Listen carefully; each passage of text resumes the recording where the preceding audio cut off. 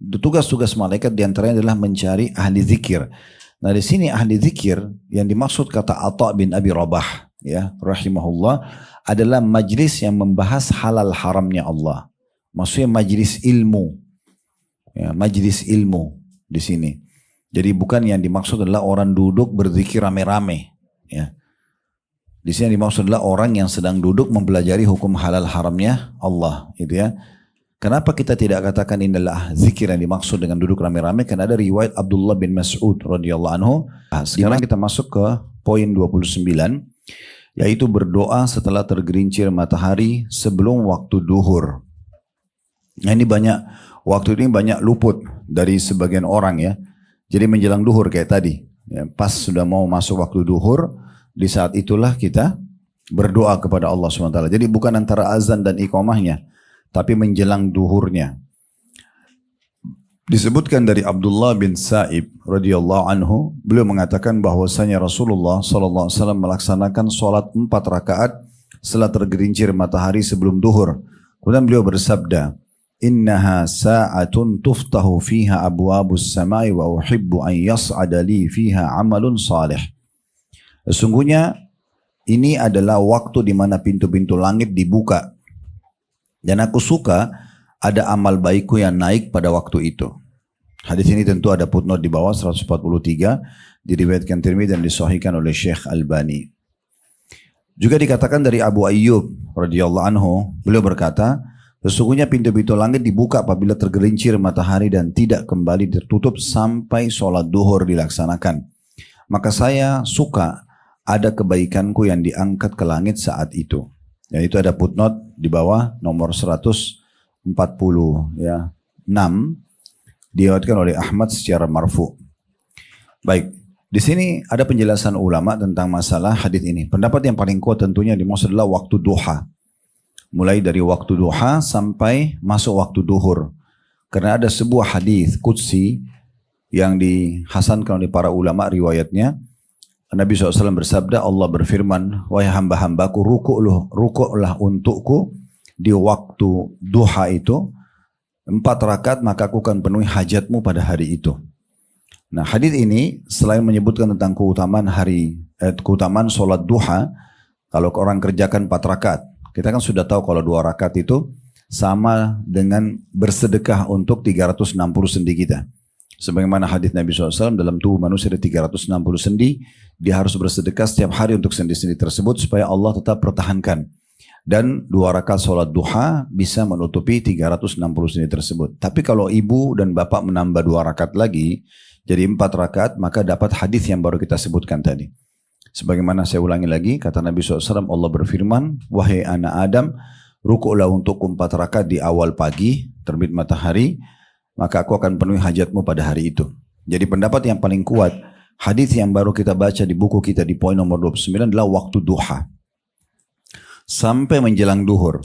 Jadi kalau kita mulai aktivitas pagi itu, yang penting sudah terbit matahari, usahakan diikuti dengan sholat duha 4 rakaat, baru sampaikan hajat kita, itu tempat mustajab doa.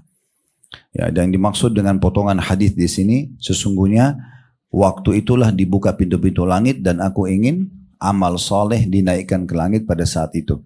Dan kita tahu di antara amal soleh yang baik adalah doa, adalah berdoa.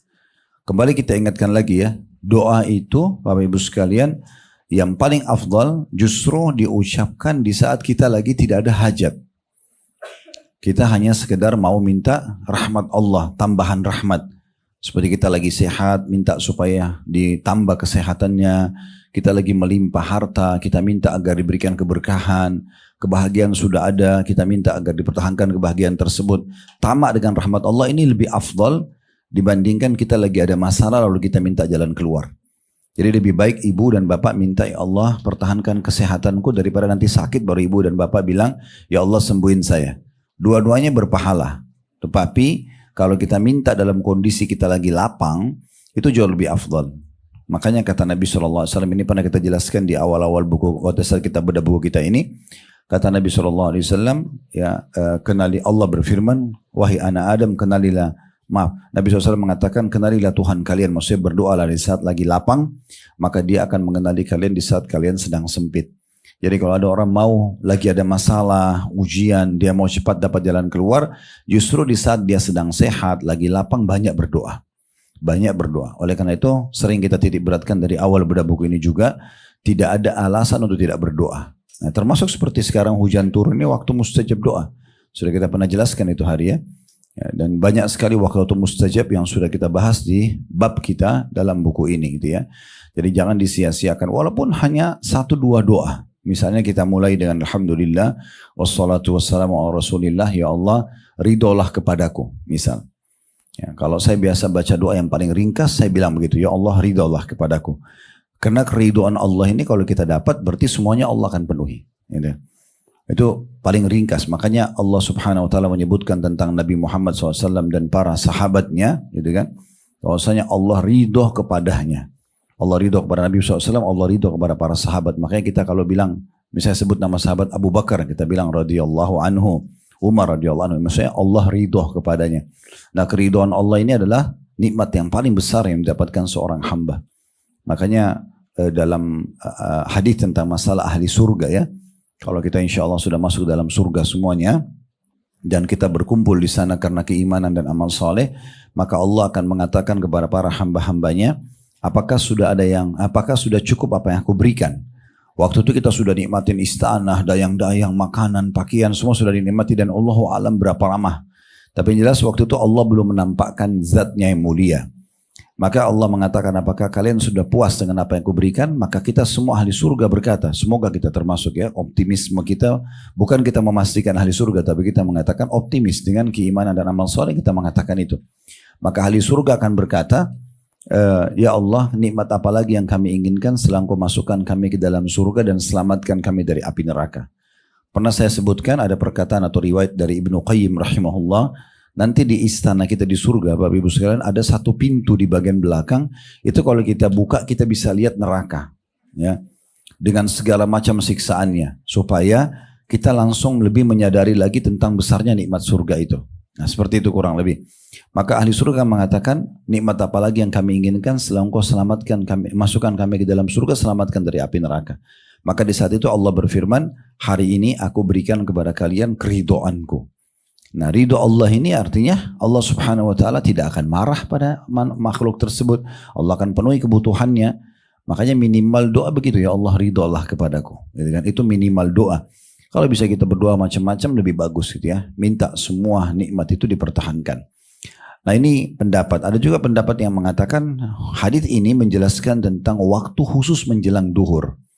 Ya, makin dekat duhur maka makin masuk dalam hadis ini. Tapi saya bilang tadi pendapat yang paling kuat Allahu a'lam yang dimaksudnya sebenarnya waktu duha. Ya, waktu duha. Jadi kita kuatkan dengan tadi jangan lupa ikuti dengan sholat duha. Kalau mau maksimal lebih bagus itu 4 rakaat. Walaupun 2 rakaat sudah cukup. Karena hadis tadi tentang 4 rakaat dipastikan Allah akan penuhi hajat kita pada hari itu. Lalu juga amal soleh akan dilaporkan di langit sampai menjelang duhur. Dan Nabi SAW mengatakan, dan aku ingin di waktu-waktu itu diangkat amal solehku di langit. Dan termasuk amal ibadah atau amal soleh yang baik adalah doa. Adalah berdoa. Ya. Juga seperti kalau kita masih punya orang tua hidup, ya bisa kita doakan, tidak harus tunggu meninggal. Ya, Rabbi ghfirli wali walidayya itu dibaca di saat orang tua kita hidup dan juga sudah meninggal. Dan kata para ulama, orang yang baca Rabbi ghfirli wali walidayya, dia mendapatkan pahala buat dirinya dan juga buat orang tuanya. Karena dia bilang Rabbi ghfirli, ya Allah ampuni aku, wali walidayya, dan kedua orang tuaku. Karena ada penyebutan orang tua, maka kemungkinan besar minta pengampunan buat diri sendiri akan diijabah oleh Allah. Itu diantaranya kita juga baca tentang rumah tangga kita, misalnya Rabbana srif anna adzab jahannam inna adzabaha kana gharama innaha sa'at mustaqarra wa muqama, dalam surah Al-Furqan ya. Ya Allah, alihkanlah kami, jauhkan kami siksa api neraka, karena siksanya itu sangat kekal, menyakitkan. Kemudian itu adalah seburuk-buruk tempat kita tinggal. Lalu kita baca sesudahnya Rabbana hablana min azwajina wa dhurriyyatina qurrata a'yun waj'alna lil muttaqina imama. Ya Allah, jadikan pasangan kami, anak-anak kami penyejuk mata kami, dan jadikan kami pemimpin orang-orang yang beriman. Doa ini dibaca bagi orang yang belum nikah, orang yang sudah menikah, sama akan mendapatkan keberkahan kalau selalu diulang-ulangi. Nah ini kurang lebih gambaran tentang masalah poin ke-29. Tentu sholat duha ini pendapat yang paling kuat, tidak ada batasnya Bapak Ibu ya. Jadi mau sholat 8 rakaat, mau 12 rakaat bebas. Ya. Tapi minimalnya 2 rakaat. Kalau mau mendapatkan tadi mustajab doa, maka kita sholat 4 rakaat. 4 rakaat ini pernah kita jelaskan, bisa 2 rakaat salam, 2 rakaat salam, bisa 4 rakaat juga sekaligus. Ya. Selanjutnya poin ke-30, masalah juga di bulan Ramadan. Ini tidak asing tentunya, bahwasanya waktu itu mustajab doa. Di antara hadis tentang bulan Ramadan, dan Ramadan ini nama bulan ya, bulan-bulan Hijriyah. Sebelum kita masuk ke masalah hadisnya, perlu Bapak Ibu punya pertanggalan yang ada Hijriyahnya, yang ada Hijriyah ya. Kita kan selama ini sudah dari kecil udah tahu Januari sampai Desember gitu ya.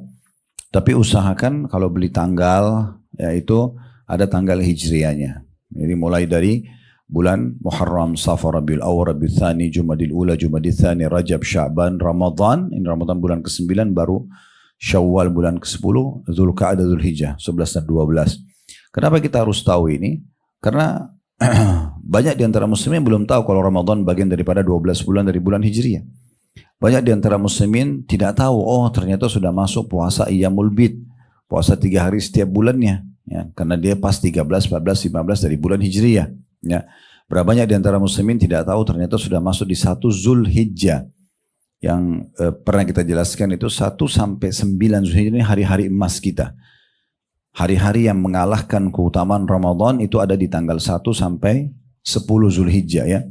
Dianjurkan puasa 9 harinya 1 sampai 9, tanggal 10 nggak bisa puasa karena itu adalah hari raya Idul Adha gitu ya. Dan di tanggal 9-nya ada hari Arafah yang orang kalau puasa sehari lebih baik dari akan mendapatkan pengampunan setahun yang lalu dan setahun akan datang. Tanpa mengetahui bulan Hijriyah kita juga tidak tahu puasa Tasu'a dan Ashura 9 dan 10 Muharram misalnya itu ya. Jadi terlalu banyak hal-hal yang luput dari kita kalau kita tidak tahu tanggal-tanggal Hijriyah. Jadi bulan Ramadan adalah bulan ke-9 dari bulan-bulan Hijriyah itu. Dan tentunya bulan Ramadan memang sudah ditentukan namanya ini dari pertama penciptaan langit dan bumi. Makanya Bapak Ibu bisa baca dalam surah At-Taubah ayat 36. Ya. Allah mengatakan inna iddatash syuhuri indallahi 12 syahran fi kitabillah yauma khalaqas samawati wal arda minha arba'atun hurum. Dalam surah At-Taubah ayat 36. Sungguhnya di sisi Allah Subhanahu wa taala ada 12 bulan yang sudah ditentukan dari semenjak penciptaan langit dan bumi, dan di antaranya ada 4 bulan yang dimuliakan.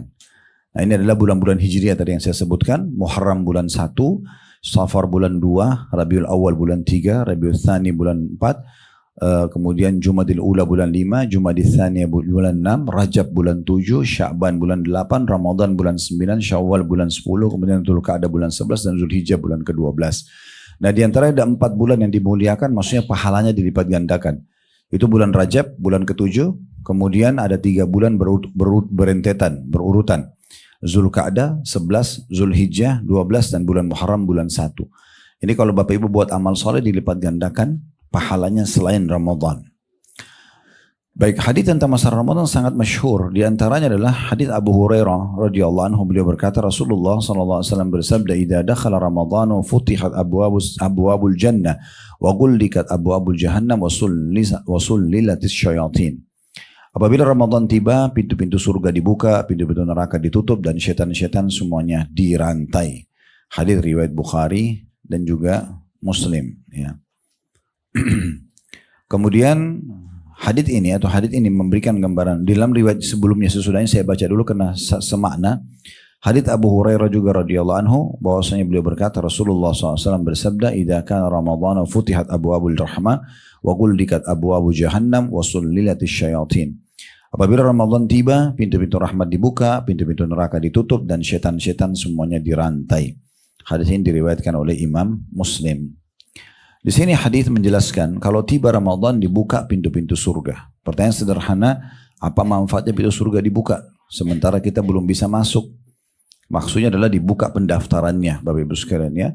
Jadi kalau misalnya ada iklan di satu perusahaan atau satu kampus, tanggal sekian sampai tanggal sekian dibuka pendaftaran. Ya. Orang yang mendaftar di tanggal-tanggal itu, melamar kerja atau mendaftar untuk menjadi mahasiswa atau mahasiswi, kemungkinan besar diterima. Karena dia ikuti prosedurnya, tanggal sekian sampai tanggal sekian gitu ya.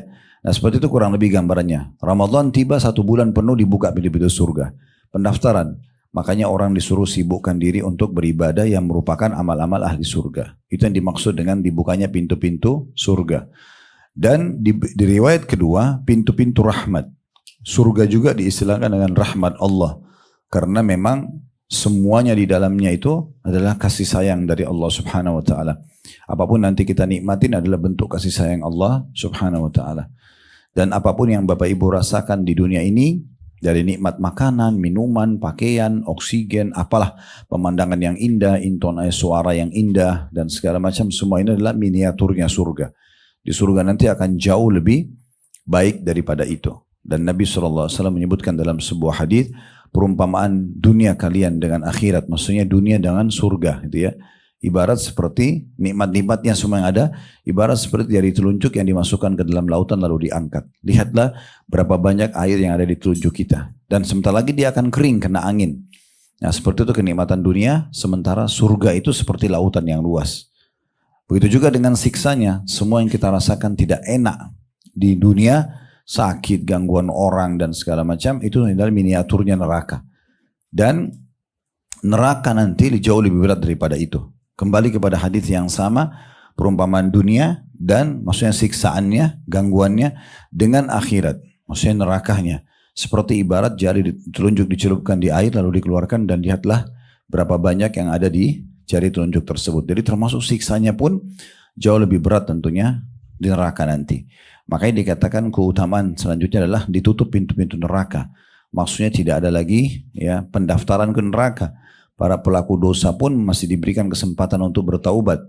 Karena kalau tiba Ramadan saja orang tidak taubat, lalu kira-kira kapan dia akan taubat? Sementara orang semua pada saat itu coba menjadi orang baik. Mungkin yang tidak pernah ngaji jadi ngaji. Mungkin yang jarang sholat on time sekarang jadi on time. Dan segala macam lah. Ya Ramadan itu jauh lebih membawa kita agar jadi lebih baik. Untuk jadi bekal 11 bulan ke depan supaya Ramadan akan datang kita perbaiki lagi. Tapi intinya di sini, pada saat dikatakan dibukanya pintu-pintu surga dan ditutup pintu neraka, berarti waktu mustajab untuk berdoa.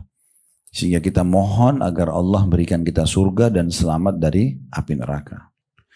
Baik, poin nomor 31. Yaitu saat kaum muslimin berkumpul dalam satu majlis zikir. Ya, nanti akan kita jelaskan masalah majlis zikir ini. Dari Abu Hurairah radhiyallahu anhu dari Nabi SAW bahwasanya beliau bersabda, Inna lillahi malaikatan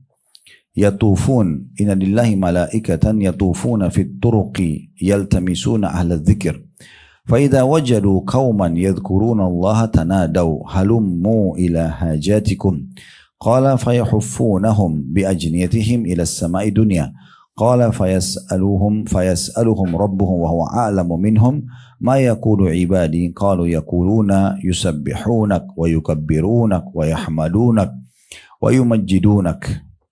Artinya kata Nabi SAW, sungguhnya Allah memiliki khusus para malaikat-malaikat yang bertugas berkeliling di jalan-jalan, maksudnya jalan-jalan dunia ini ya, di bumi ini, mencari para ahli zikir. Apabila mereka temui satu kaum yang berzikir kepada Allah, mereka memanggil satu sama yang lain, marilah kepada keperluan kalian. Maksudnya satu malaikat panggil malaikat yang lain. Ini hajat kita nih, sudah kita temukan. Ada orang lagi kumpul gitu ya. Rasulullah SAW melanjutkan, maka mereka mengitari mereka, maksudnya orang-orang yang sedang zikir dengan sayap-sayap mereka sampai ke langit dunia. Rasulullah SAW bersabda lagi, Allah bertanya kepada mereka, maksudnya para malaikat, dan Allah Maha tahu apa yang diucapkan hamba-hambaku. Pada saat malaikat ini kembali nanti kepada Allah setelah menghadiri majelis zikir itu, lalu Allah tanya kepada mereka, apa yang hamba-hambaku ucapkan? Para malaikat mengatakan mereka berucap bertasbih, mensucikan namamu, mengagungkanmu, dan bertahmid, memujimu, dan memuliakanmu.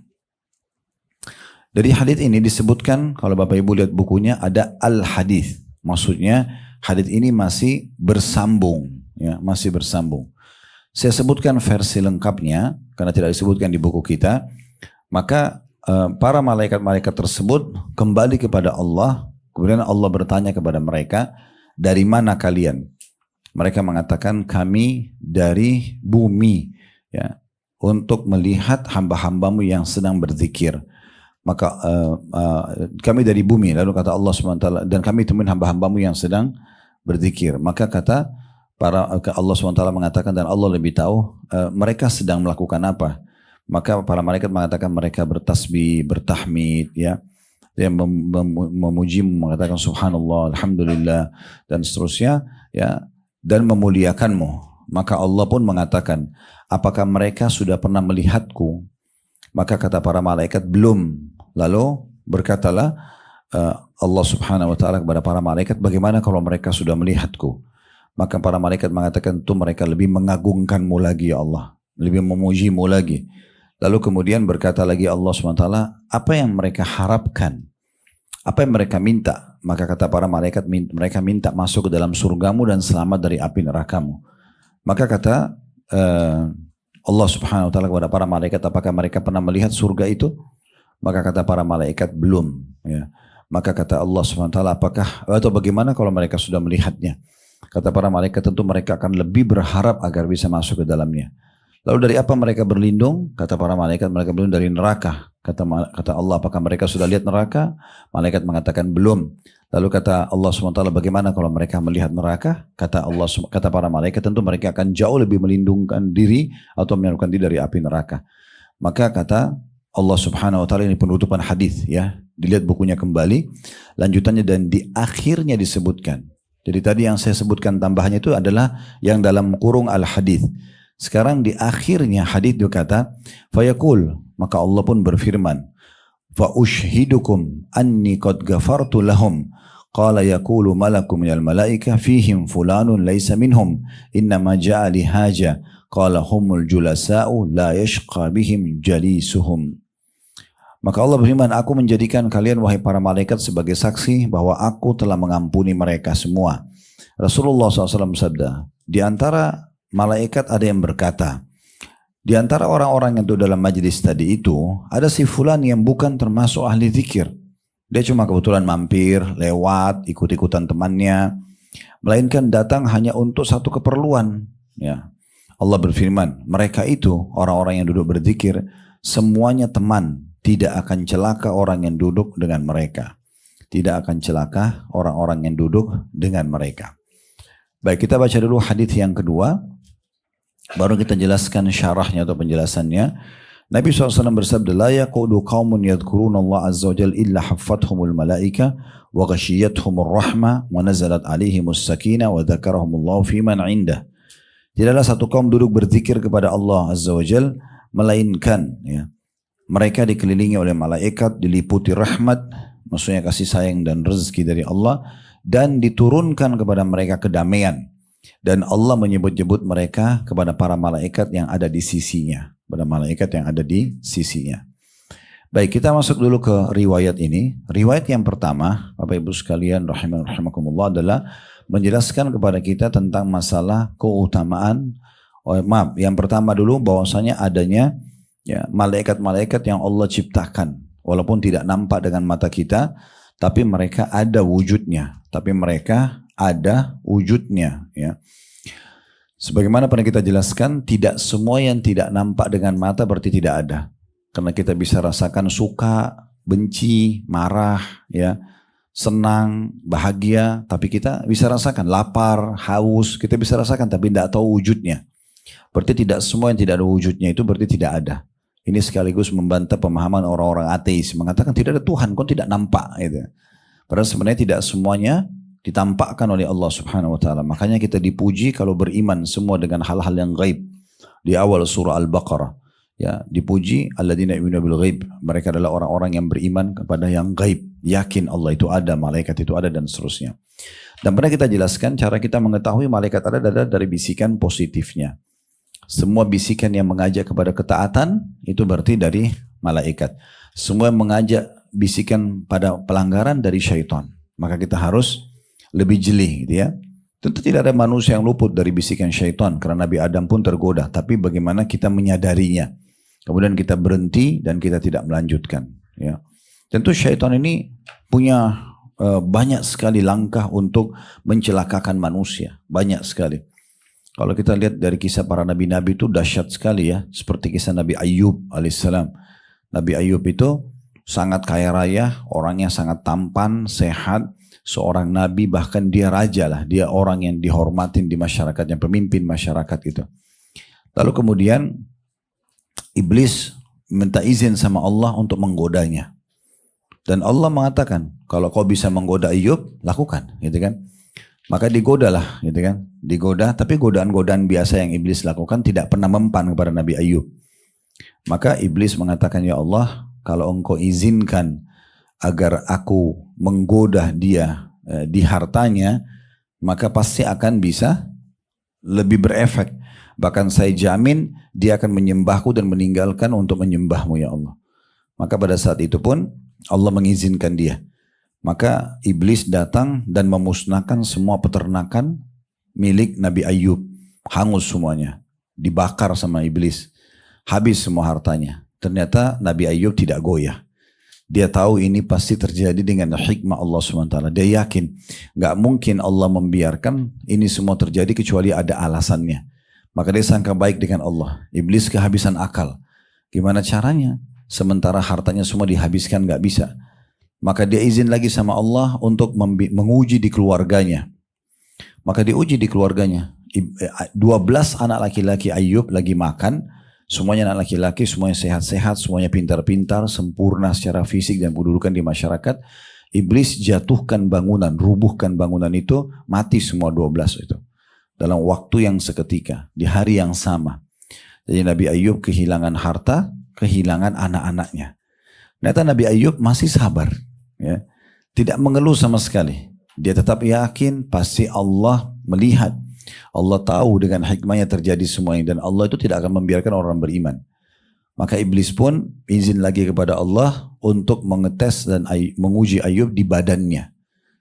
Maka iblis pun akhirnya mendatangkan dengan izin Allah penyakit. Ya. Sebagian ahli sejarah yang mengatakan ini penyakit cacar pertama. Ya. Terjadi di masa Nabi Ayub. Karena di kulitnya keluar kayak bisul-bisul, bernanah, dan bisa menular gitu ya. Maka ditinggalkanlah Nabi Ayub. Badannya tadinya gagah, kulitnya bersih, jadi kurus, jadi sakit semua. Dan semua orang tinggalkan dia karena takut dia kena penyakit, menyebar penyakitnya.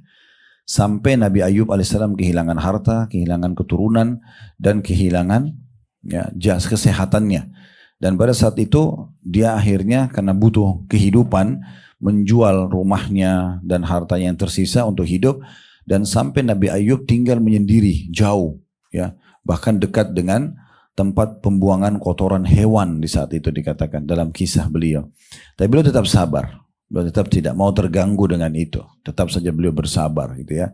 Sampai akhirnya setelah ada sepupu Nabi Ayub ya yang lewat setelah sekian puluh tahun Nabi Ayub diuji, lalu kemudian berkata sepertinya Ayub ini pasti buat dosa.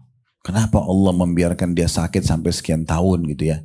Nah pada saat itu Nabi Ayub jadi sedih karena dia sabar dengan semua itu kecuali satu ini. Seakan-akan diragukan keimanannya. Maka di saat itu dia pun berdoa sama Allah. Lalu Allah perintahkan dia untuk menyentakkan kakinya di bumi. Keluarlah mata air. Yang dia mandi darinya sehingga hilang semua penyakitnya. Kembali kulitnya lebih tampan dan lebih bersih dari sekian tahun yang lalu. Ya, sampai salah satu-satunya keluarganya yang tinggal sama dia hanya istrinya. Dan sudah sangat tua waktu itu. Karena sudah sekian tahun gitu ya. Maka istrinya ini datang tinggalkan Nabi Ayub. Biasanya kalau Nabi Ayub itu buang hajat, orang masa dulu tidak ada WC di rumah, maka diantar di sebuah tempat lalu istrinya tinggalkan. Nanti istrinya datang lagi. Pada saat istrinya datang dia heran. Dia di tempat itu tidak ada suaminya. Tapi ada seorang anak muda yang sehat, gagah gitu kan. Sampai dia mengatakan, apakah engkau melihat tadi di sini ada orang tua? Dia tidak tahu kalau itu suaminya gitu. Karena berubah, kembali semua ketampanannya, kembali semua kesehatannya. Maka Nabi Ayub mengatakan, akulah dia yang kamu. Siapa yang kamu cari? Dia bilang suami saya. Seorang yang tua dan berpenyakitan. Maka Nabi Ayub mengatakan, akulah dia. Disebutkan. Dalam beberapa riwayat disebutkan nama istrinya Rahmah. Ya, kalau ada di sini pas namanya Rahmah itu berpapasan gitu. Jadi namanya dia Rahmah gitu ya. Dan ini istrinya sabar dengan dia. Subhanallah sampai akhirnya bisa melewati masa ujian tersebut. Tapi sempat ada riwayat lain menyebutkan Rahma ini karena dia sabar terus sama suaminya. Pokoknya dia setia aja terus. Dia obatin suaminya, dia tinggal sama-sama.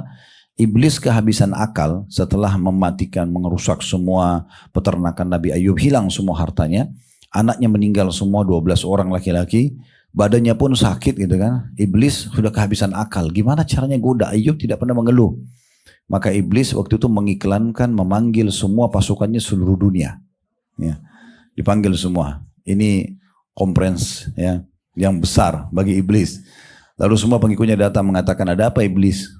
Kenapa kok tiba-tiba jadi begini? Gitu. Apa yang membuatmu sedih? Biasanya semua perbuatan ini kamu yang instruksikan kami. Dia bilang ini ada satu hamba Allah namanya Ayub.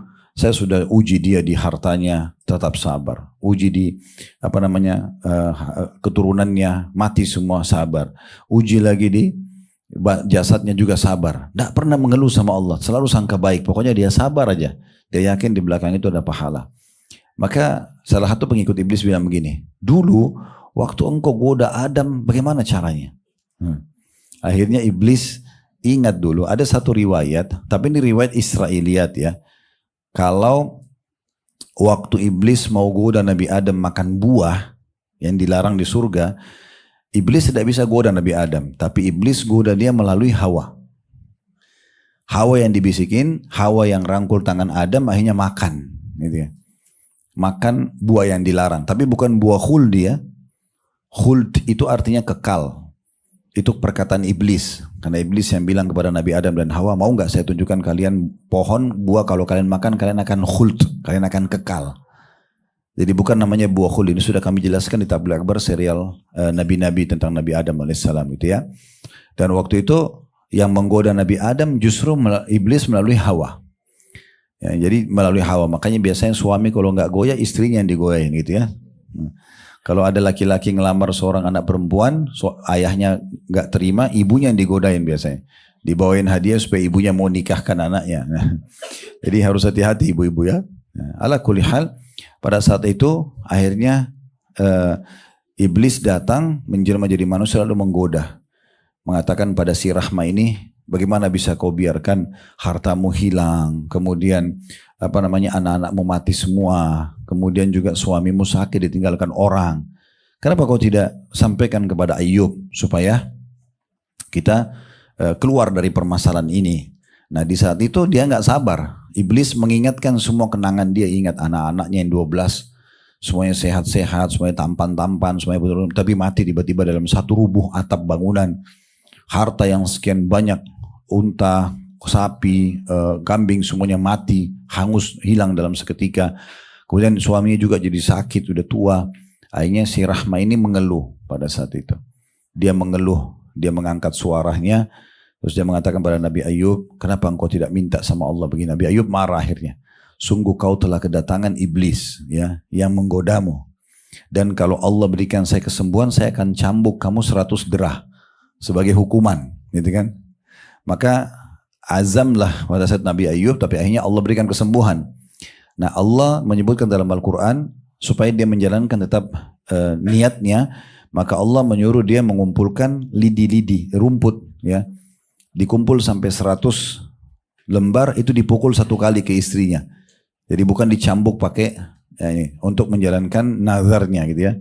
Akhirnya mereka hidup lagi kembali. Dalam beberapa penjelasan ayat Al-Quran, Allah kembalikan anaknya dan hartanya. Jadi istrinya hamil lagi, melahirkan double ya. Jadinya 12 anak jadi 24 ya. Terus hartanya tadi sekian banyak didobelkan karena kesabarannya. Nah intinya sebenarnya para malaikat itu dia rivalnya syaitan. Ya, rivalnya syaitan. Jadi semua bisikan kebaikan dari malaikat yang Allah izinkan. Misalnya kita dengar azan, kita mau sholat, kita lihat orang miskin mau bantu, ada panggilan apalah ibadah-ibadah kita tergerak untuk mengerjakan itu dari malaikat. Semua yang menghalang itu dari syaitan. Dan kita harus menepisnya. Gak boleh kita mengiyakan. Keyakinan tentang Allah maha melihat, Allah maha mengetahui, Allah maha benar dengan janji ini semua tidak boleh tergoda dengan syaitan. Jadi ya, seperti yang sudah kita panjang lebar ceritakan. Nabi Ayub itu cuma sekelumit kisah beliau. Sebenarnya nanti akan ada panjang lebar penjelasan insyaAllah di serial Nabi-Nabi di Blok M nanti di waktunya insyaAllah. Baik, Dan para malaikat-malaikat ini diciptakan dari cahaya, sementara iblis dan syaitan diciptakan dari api. Ya, tentu malaikat-malaikat jauh lebih mulia dibandingkan syaitan tentunya ya. Sementara jin dan syaitan ini itu seperti kita manusia, beranak pianak, menikah, punya keturunan. Malaikat tidak sama sekali. Mereka diciptakan utuh, langsung bisa bertugas. Ya, langsung bisa bertugas. Nah, malaikat-malaikat itu punya banyak tugas. Bapak Ibu bisa baca dalam surah 77 dan 79. Ya. Tapi di antara tugas mereka disebutkan di dua surah ini adalah mereka yang mengurus seluruh urusan dunia ini. Pergantian siang malam, pergantian musim, populasi manusia, tumbuh-tumbuhan, hewan-hewan. Jadi kalau kita lihat lautan yang luas, kita lihat hutan yang luas, ya, siapa kira-kira yang merawatnya? Sekarang Bapak Ibu bayangkan kalau kita punya kebun di belakang rumah kecil aja. Ukuran misalnya 10 kali 10 lah. Itu kita tiap hari harus ngerawat gitu ya. Nah bagaimana dengan hutan yang luas di seluruh muka bumi ini? Siapa yang merawatnya? Ya begitu tertata rapi. Tidak ada negara yang merawat hutannya. Mungkin dia budidayakan iya. Ya, tinggal membersihkan dan segala. Tapi sebenarnya itu terawat rapi semua oleh para malaikat. Begitu juga dengan lautan. Ya begitu luas. Siapa yang mau ngerawat semua ini? Itu adalah para malaikat, itu tugas-tugas mereka. Dan malaikat nampak tentunya dan terganggu dengan apa yang mengganggu kita ya. Jadi kita nggak boleh misalnya busuk, bau, ini mengganggu malaikat. Ya, maka kita disunnahkan bersiwak ya kalau mau sholat. Karena kita akan ngomong dan malaikat itu mendengarkan bacaan ayat. Makanya dikatakan dalam sebuah hadis yang sahih kalau seorang bangun malam kemudian dia bersiwak. Kalau kita sekarang sikat gigi, kalau bisa dikombinasikan lebih bagus ya. Pakai kayu siwak sekaligus juga sikat gigi. Nah, kemudian sholat dan membaca ayat, maka malaikat akan mendekatkan mulutnya di mulut seorang itu, lalu menghirup ayat Al-Quran yang dibaca. Sampai masuk ke tubuh si malaikat tadi. Bagaimana prosesnya kita tidak tahu. Tapi kenananya bau itu. Di Masjid Nabawi itu pernah saya lihat ada seperti neon box besar. Ya sebenarnya videotron sih lebih tepatnya. Di situ ada tulisan, tapi dalam bahasa Arab. Saya tidak sempat lihat terjemahnya, cuma terjemah itu bahasanya itu kurang lebih, saudaraku muslim jagalah sesuatu. Waktu itu dia tegur masalah rokok, ada gambar rokok nggak boleh.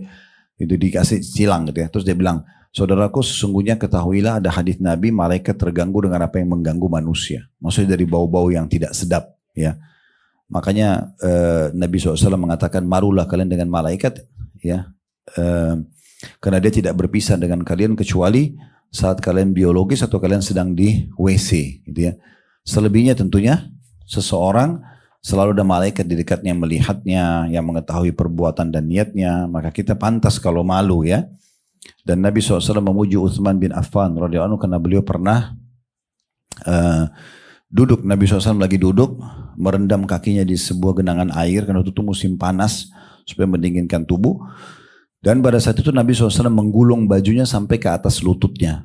Ya, jadi di awal paha gitu ya. Di situ kemudian Abu Bakar pamit masuk.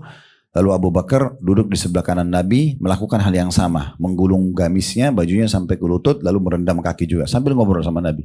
Umar datang juga sama. Tapi waktu Utsman datang, Nabi SAW buru-buru tutup lututnya. Maka Abu Bakar sama Umar berkata, kenapa anda tutup lutut anda ya Rasulullah pada saat Utsman datang, pada saat kami datang tidak? Kata Nabi SAW, apakah aku tidak malu dengan orang yang malaikat aja malu padanya? Nah, salah satu ciri disebutkan Utsman radhiyallahu anhu itu, ini salah satu ciri yang disebutkan ya. Beliau tidak pernah melihat kemaluannya sendiri. Ya, saking malunya sama Allah. Tentu itu bukan tidak boleh, itu boleh saja. Tapi dia tahu ada malaikat yang selalu melihatnya. Dia tahu Allah melihatnya. Jadi dia menjaga itu. Makanya malaikat pun malu pada dia. Itu diantara yang disebutkan. Yang jelas sebenarnya kita kembali kepada adanya malaikat. Kalau kita menyadari dan kita beriman keberadaan mereka, kita akan lebih hati-hati. Dan ada malaikat yang mengawasi kita. Ada malaikat yang selalu menjaga kita, ditugaskan oleh Allah SWT dan selalu mengingatkan masalah amal-amal soleh, ya kebaikan-kebaikan. Jadi harus pekah dalam masalah ini. Semua yang membisikkan pada kesalahan itu pasti syaitan. Itu pelajaran pertama dari hadis. Pelajaran yang kedua, tugas-tugas malaikat diantaranya adalah mencari ahli zikir. Nah di sini ahli zikir yang dimaksud kata Atha bin Abi Rabah ya rahimahullah adalah majlis yang membahas halal haramnya Allah.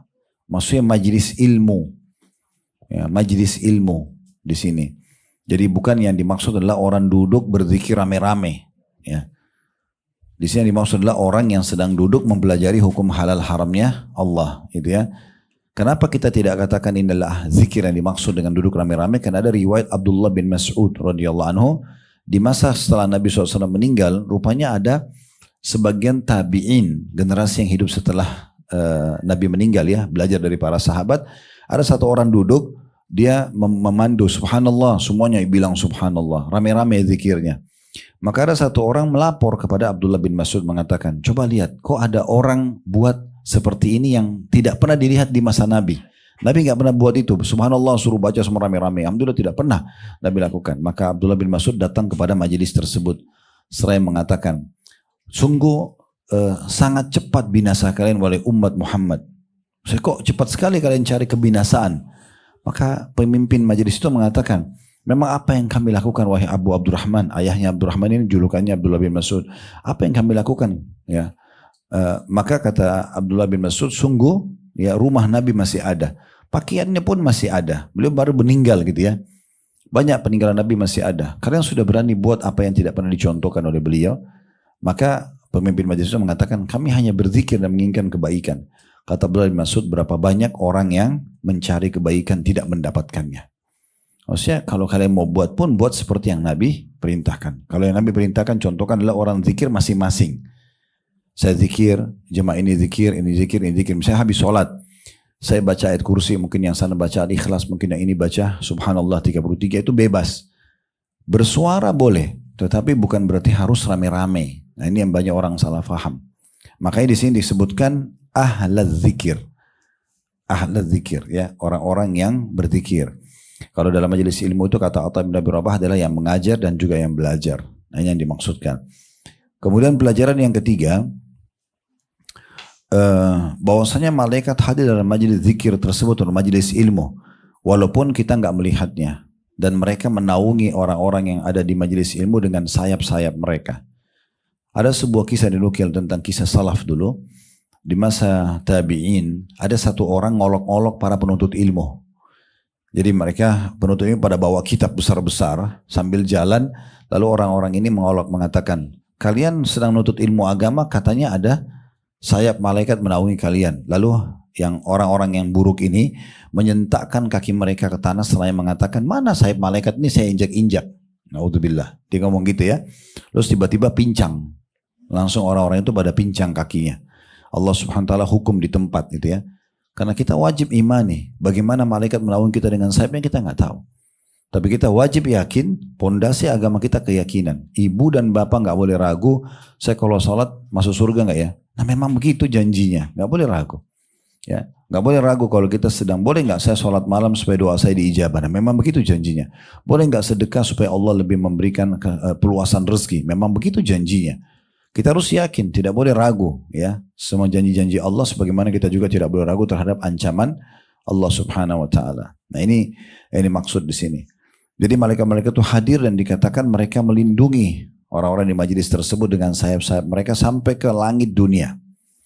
Pelajaran yang keempat, adanya pembicaraan antara Allah dengan para malaikatnya. Ya, dan ini memang kuasa Allah Subhanahu wa taala. Kita harus imani apa adanya Bapak Ibu sekalian. Nggak boleh kita berpikir, oh Allah kayaknya nggak mungkin bicara. Kalau Allah bicara itu berarti sama dengan makhluk. Ini keliru. Banyak orang di Indonesia itu menganggap begitu ya. Mereka anggap itu berarti kalau kita bilang misalnya hadis tentang kalau tertinggal sepertiga malam, Allah turun ke langit bumi. Ah ini bukan Allah turun. Ya. Kalau turun berarti sama dengan makhluk. Mereka bayangkan seperti orang turun dari atas ke bawah. Yang salah adalah karena dia sudah langsung menilai seperti makhluk. Itu yang salah. Padahal Allah itu laisa kamitslihi syai'un wa huwas samiul basir. Allah itu tidak ada yang menyerupainya dan dia Maha mendengar juga Maha melihat. Jadi Allah naik, turun, Allah berbicara, ya Allah punya tangan, Allah punya mata, Allah punya pendengaran yang melihat, mendengar, itu semua adalah sesuai dengan kemahabesaran Allah. Gak bisa kita samain dengan makhluk. Jadi tidak usah kita bayangkan sama dengan makhluk sehingga terjadilah ta'wil atau ta'til. Ta'wil itu kayak interpretasi, mengalihkan makna. Oh itu Sepertiga malam Allah turun ke langit bumi, menanyakan malaikat siapa ada yang berdoa, apa yang punya hajat saya penuhi, ada yang beristighfar saya ampuni, ada yang minta tolong saya tolong. Itu bukan Allah yang turun, itu adalah rahmatnya Allah. Kenapa? Karena dia membayangkan seperti makhluk. Allah maha kuasa, bisa datang, bisa turun dan segala macam itu kuasa Allah dengan kemahabesarannya. Nah seperti itu kurang lebih. Makanya di sini Allah berbicara dengan para malaikatnya. Dan kita imani apa adanya. Dan kita tidak boleh bayangkan seperti makhluk. Kita imani apa adanya sesuai dengan kemahabesaran Allah subhanahu wa ta'ala. Pelajaran yang kelima, bahwasanya Allah subhanahu wa ta'ala menjanjikan orang-orang yang hadir dalam majlis ilmu atau majlis zikir di sini disebutkan bahwasanya Allah akan mengampuni dosa-dosa mereka. Makanya dikatakan di potongan hadis di situ, maka Allah menjadikan malaikat sebagai saksi kalau aku telah mengampuni dosa-dosa mereka. Dalam riwayat yang lain, aku telah berikan apa yang mereka inginkan. Karena kan kita belajar seperti ini tujuannya untuk masuk ke surga, supaya selamat dari neraka. Maka Allah mengatakan, jadilah saksi aku sudah berikan apa yang mereka mau. Ya. Dalam riwayat lain, orang yang hadir dalam majelis ilmu seperti ini, kalau Bapak Ibu ikhlas karena Allah, maka dalam riwayat lain yang sahih, kata Nabi SAW, Allah berfirman, bubarlah kalian dalam kondisi diampuni dosa-dosa kalian. Jadi pengampunan dosa, hadirnya malaikat membawa rahmat gitu ya, menjadi saksi, para malaikat menjadi saksi tentang kegiatan kita dan segala macam hal ini akan didapatkan bagi orang yang hadir dalam majelis ilmu. Pelajaran yang ketujuh ya, seingat saya ini yang bisa diambil adalah bagaimana orang-orang ya, yang keenam. Baik, yang keenam adalah bagaimana orang-orang yang ikut-ikutan saja dalam majelis ilmu tetap dapat keutamaan yang sama. Contoh misalnya tadi di sini ada yang datang hanya karena seremoni saja, ya, testimoni saja, seremoni yang meramaikan, diajak sama temannya, mau tahu enak nggak sih majelis ilmu, gitu kan? Ini penceramahnya bagus nggak? Nah gitu-gitu aja, seremoni atau testimoni, mau tes-tes saja, gitu kan? Tetap walaupun dia datang untuk itu, karena adanya orang yang ikhlas di majelis itu, dia juga dapat yang sama. Itu di potongan akhir hadis itu ya. Waktu malaikat berkata, perhatikan di situ hadisnya di tengah-tengah halaman 98 ya. Allah berfirman, aku menjadikan kalian wahai para malaikat sebagai saksi bahwa aku telah mengampuni mereka. Semua yang hadir diampuni dosanya. Rasulullah SAW, di antara malaikat ada yang berkata, di antara orang-orang yang hadir tadi ada si fulan yang bukan termasuk ahli zikir, bukan tujuannya datang untuk menuntut ilmu, ya, melainkan datang untuk satu keperluan, hanya karena mau bicara bisnis, hanya karena mau tes tadi, testimoni atau seremoni saja. Allah berfirman, mereka itu semuanya teman, dianggap satu majelis ya, tidak akan celaka orang yang duduk bersama mereka. Maksudnya akan dapat yang sama, ya, akan dapat yang sama. Nah, riwayat yang kedua itu ada tambahan di situ, Bapak Ibu sekalian, yang di bawah sekali halaman 98 ya. La yaqudu qaumun, kata Nabi SAW, la yaqudu qaumun yadhkurunallaha azza wa jalla illa hafathumul malaika. Tidak satu kaum duduk berzikir kepada Allah azza wa jalla melainkan mereka dikelilingi oleh para malaikat. Ini sudah kita jelaskan tadi. Wa ghasyiyatuhumur rahmah, diliputi rahmat. Rahmat artinya karunia ya, dikasih rezeki oleh Allah. Nah, tambahannya adalah wa nazzalat alaihimus sakinah, dan diturunkan kepada mereka kedamaian, ketentraman. Makanya di majelis ilmu seperti ini mau 1 jam, mau 2 jam, orang tenang aja. Orang asyik aja dengarnya gitu ya. Karena Allah memang turunkan kedamaian dalam majelis ilmu itu. Ya. Ya, ini yang dimaksud dengan tambahan, dan tambahan yang lain juga adalah dan Allah menyebut mereka kepada para malaikat yang ada di sisinya. Jadi Allah sebut satu persatu. Iya itu si fulan hadir di majelis ilmu. Lihat si fulan isi pengajian, si fulan hadir di pengajian, si fulan menulis. Allah banggakan semua di depan para malaikatnya. Jadi Allah sebutkan di depan para malaikatnya. Nah ini termasuk keutamaan orang yang hadir seperti ini. Allahu a'lam. Baik, ini mungkin bahasan kita insya Allah. Kedepannya tersisa 3 poin kita akan bahas di pertemuan akan datang. 32, 33 sama 34. Ketika mendengar ayam berkokok, kemudian ketika menghadap kepada Allah dengan pasrah dan keikhlasan yang murni, dan doa di hari ke-10 bulan Zulhijjah. Nanti akan kita jelaskan insya Allah di pertemuan akan datang.